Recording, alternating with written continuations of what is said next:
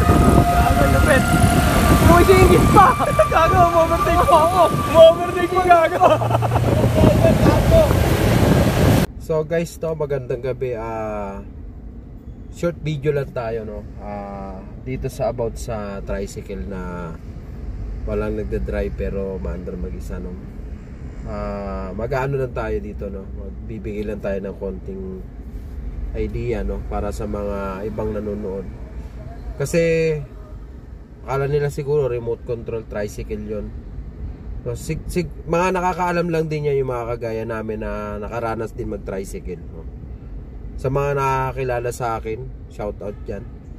Ginagawa ko din yan nung kasi 10 years din ako nag-tricycle, nag-drive ng tricycle nung time na ano, na yan yung wala tayong mahanap na wala pa tayong makitang trabaho na mas mataas ang ano. Actually maganda rin naman ang kita ng tricycle. Kaya na nakakapagod, no? So yung nakikita nyo yung video na yan, wala nagda-drive pero umaandar siya, no? Ang nagda-drive po niya nasa loob. So may nagda-drive, kaya lang hindi lang siya kita kasi nandun siya sa loob ng tricycle. So ganito yon guys, papaliwanag ko sa inyo kung paano ba natin explain na mas mabilis. So ito yung manibela nung tricycle, no? Yan.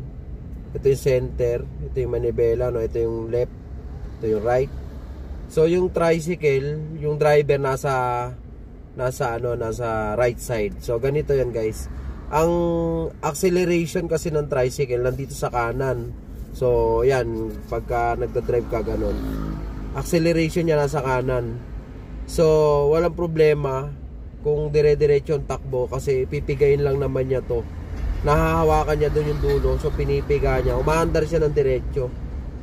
Kaya mapapansin nyo sa video, umo-overtake siya kasi hindi siya pwedeng mag-loss ng speed kasi nga once na nagbawas ka ng bilis ng tricycle, mapipilitan ka mag-clutch kasi magre-release ka ng cambio, which is yung cambio niya is nasa left side ng paa, no? Kasi ang four wheels kasi acceleration saka clutch nasa paa parehas, so hindi kami pwedeng lumipat sa na kagaya ng tricycle. Lilipat kami sa passenger side tapos i-drive pa rin namin. Hindi siya pwede kung manual, pero kung matic pwede yon, pwede rin namin gawin yon, no? Kasi umaandar kusa ang automatic transmission kahit hindi mo apakan, so mayroon siyang maintain na speed. Huwag ka lang pepreno, aandar pa rin yon, pero mabagal. So sa tricycle guys, pag nasa passenger side yung driver, pwede niyang paandarin yun. Kamay lang niya yung gumagana, no? So paano kung bigla siyang mamimreno? Na wala ding magiging problema basta ang speed niya kaya naman nung preno sa harap. Kasi guys, ang clutch kasi ng tricycle lang dito sa kanan. So dito yung clutch. Pag pipiga ka magre-release ka ng cambio, pipigayin mo muna yung clutch bago ka mag-release ng cambio. So obligado ang driver. Ginagawa ko noon pagka magre-release ako ng cambio, kailangan kong sumampa ulit sa tricycle kasi kailangan kong mag-cambio, no, at mag-release ng clutch. So sa status no nakikita niyo sa video, no, hindi niya kailangang pumunta doon sa tricycle kasi hindi naman siya magre-release ng clutch saka ng cambio. So ang nangyari, dire-diretso siya. Kaya umo-overtake siya kasi hindi siya pwedeng magbagal dahil kailangan niyang magpalit ng cambio pag bumagal siya. Kasi mamamatayan siya guys pag hindi siya nagpalit ng cambio pag bumagal siya. Kaya kailangan talaga o-overtake ka, hindi ka pwedeng magbawas ng bilis. So yun yung explanation doon guys.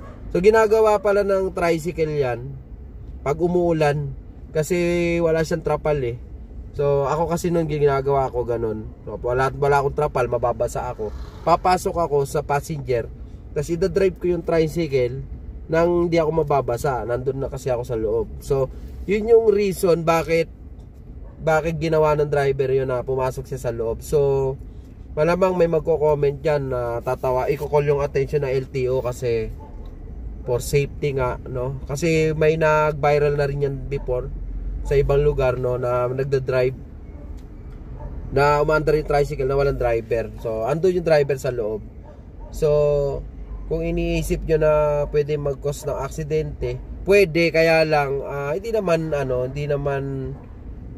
naman din agad-agad, kasi again, kayang magpreno ng driver kasi nga yung preno niya nandito. May dalawa kasi ang preno ng tricycle eh.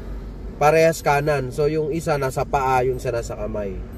So hindi man niya gamitin yung paa, pwede niya gamitin yung sa kamay. So hindi naman niya gagawin yun kung alam niya na hindi niya kakayaning mamreno if ever na kailangan, di ba? So yun lang guys, so walang multo ron sa video. So normal lang naman na ginagawa rin ng driver yun para hindi mabasa pag umuulan. So feeling ko maambon dun sa sa area or umuulan, kaya pumasok yung driver sa loob. Yun lang guys, so para lang sa mga hindi nakakaalam to, no, pero dun sa mga nakakaalam, shoutout na lang guys.